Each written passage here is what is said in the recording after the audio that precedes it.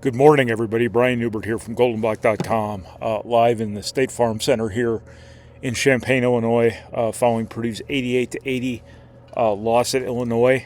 This is your goldenblock.com rap video. It is brought to you by our friends at the Purdue Club Hotel. Thank you to them so much for their support, as always. Could not find their location in Danville, Illinois today, so I'm with another Marriott property, accruing as many points as I can get. So Purdue loses 88-80. 88 points is a lot of points. 80 is a lot of points. This is, we've done a lot of these videos, seemingly after very similar games, that has sort of, look, I don't want to say marred Purdue's season, but obviously Purdue fell short of a lot of what it wanted to do this year because of the way it's closed this season, the way things have unfolded here over the last 7 games, of which Purdue lost 5. This was kind of a combination of a lot of different things. Purdue scores 80 points. Purdue plays well enough offensively to win. 80 points on the road is a hell of a lot of points. This is very similar to Wisconsin, where Purdue scores 84 points against Wisconsin and still loses, pretty handily. This is a lot like Michigan, where circumstances just catch up with you there at the end of the game, the foul differential, stuff like that. We'll talk more about that later. I'm so sick of litigating foul numbers. But what this probably came down to were 2 things. One, Illinois is a completely schizophrenic three-point shooting team who is incredibly committed to what it's really bad at. Purdue took control of this game in the first half because Illinois missed 10 straight threes, in part because Illinois missed 10 straight threes. Illinois makes a big one in the half. Illinois goes on another dry spell where they miss a bunch in a row. In the second half, allows Purdue to get up 10 at one point, and then they're up 5 within the final 3 minutes of the game, if I recall correctly. And then they make 2 in the final 2 minutes. So Illinois really rides the lightning when it comes to the three-point shooting. They're not terribly good at it. I think they're like a 29-point-something% shooting team for the season. All said and done, they get to their 30%. They're 11 of 30. So they're a little bit above 30%. But they made them when they needed to make them. They started the game well. They went to hell. That rhymes. They made the big one at the end of the half. They went to hell again in the second half, and then they made the 2 biggest shots they needed to make there in the final 2 minutes. So Illinois' erratic three-point shooting, getting hot at the right time, really mattered. But the larger issue here is twofold. One, Purdue's defensive lapses strike again. Purdue looked like they had gotten back to what they were defensively against UCLA and against Rutgers. And then this tonight went back to where they were during the 4-game losing streak. And Purdue did a really good job on the glass. That was a big, big deal for Purdue, keeping them off the offensive boards. But I think I'm about to get kicked out of here. But sorry, I'm a little bit distracted. I'll be out here in like 10 minutes. Is that okay? 12:15. Gotcha. Thank you, sir. I knew that was coming. I didn't know it was 12:15, so that gives me a little bit of time here. What was I saying? Purdue looked defensively again like it did during the 4-game losing streak, when everything from January really kind of went sideways on it. And that's obviously troubling. You put your offense in a position where you cannot miss shots. Purdue has a good offense, a really good offense. Trey Kaufman-Moran is a stud. Braden Smith is a stud. Fletcher Lawyer is a stud. They have a really good offensive mix. But any offense with zero margin for error is going to fail 8 times out of 10 because you can't be perfect. Nobody's perfect. And Purdue, the way some of these games have gone defensively at the end, the offense has had to be damn near perfect. Purdue has fallen far short of perfection too often. Offensively, the turnovers at Michigan State and Indiana were ghastly. But Purdue's defensive lapses put it in a position where it can't slip up from an offensive perspective. And Purdue slipped up just enough tonight, for Illinois to take advantage there at the end. Sorry, I have to reply to this text. So the other part of this, and this is a very important part of this, and I'm not litigating officiating because I'm sick of it, and I don't think there's a grand conspiracy against Purdue. If there is, that would be inexplicable.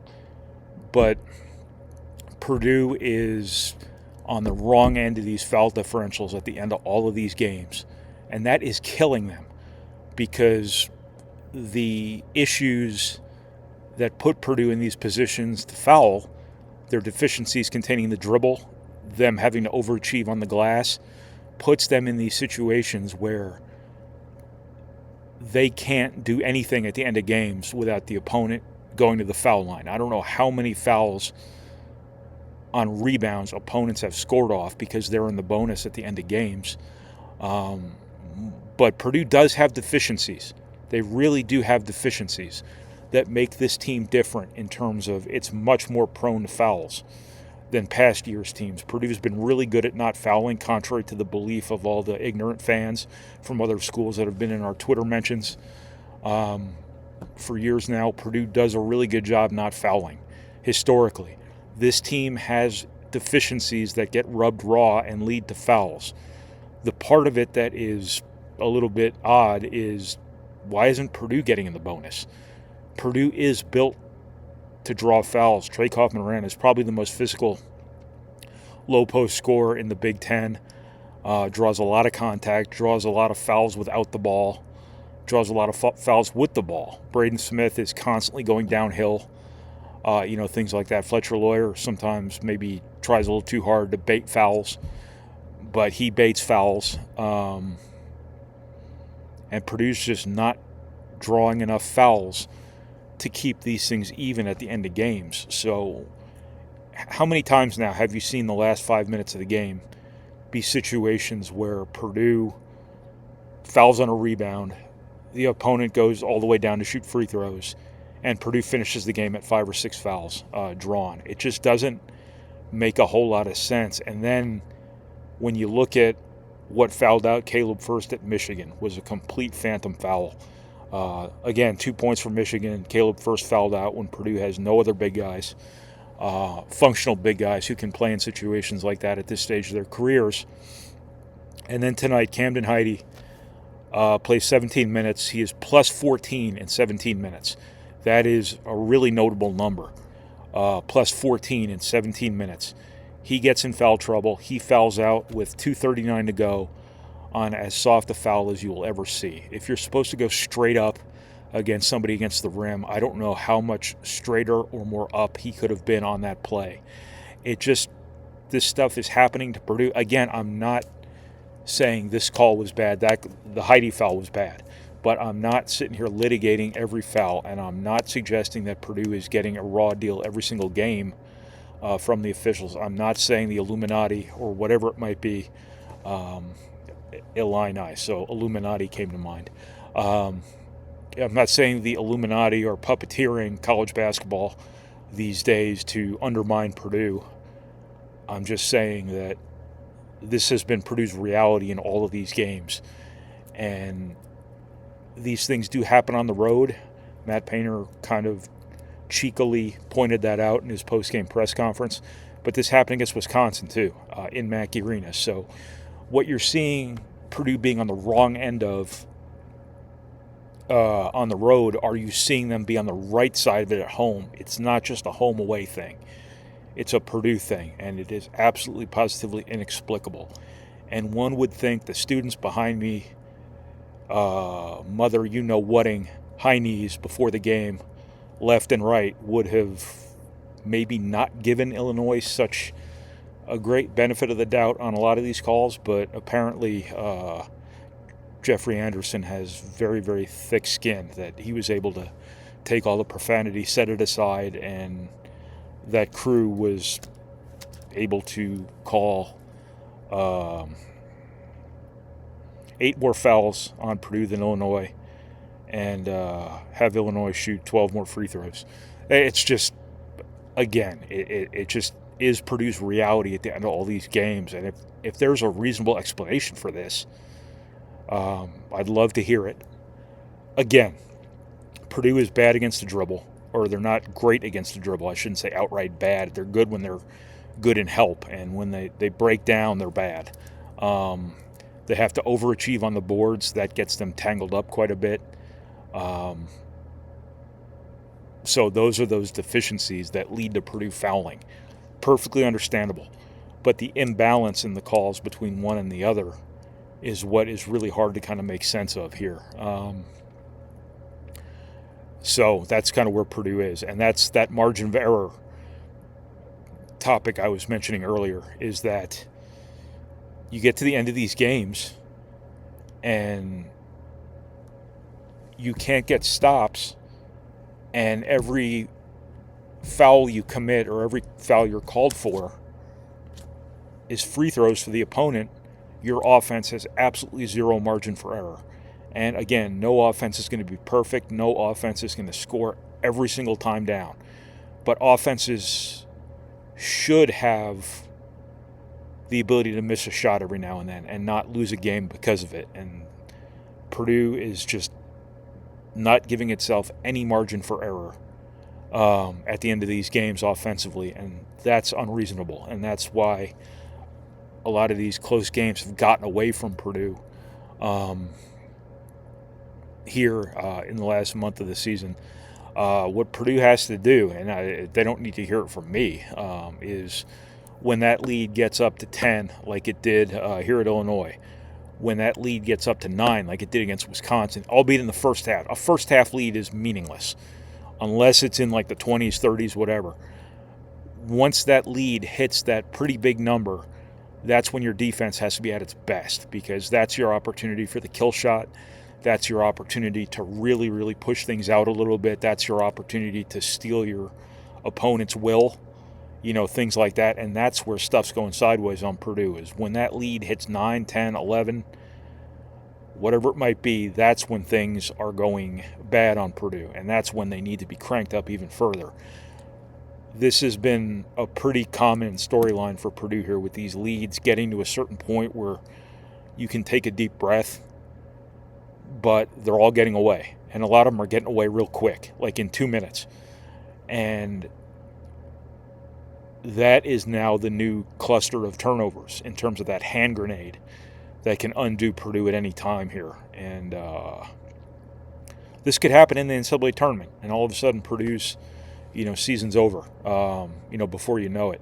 There's no more real runway into the postseason now here. This was the regular season finale.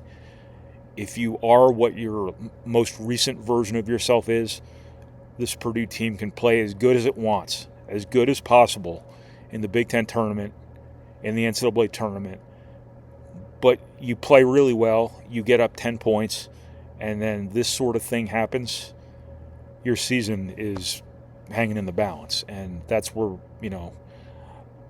again, I don't want to be like Purdue needs to be better, Purdue needs to be better, Purdue needs to be better, because they don't need to hear that from me. And I'm not saying they're even watching this or listening to this. That's just where it has to be better next time, because next time could be the last time at this stage of the season. The UCLA game seemed like a moment where, they got in that same position. The leads got away in the first half and the second half. Purdue came back and won that game.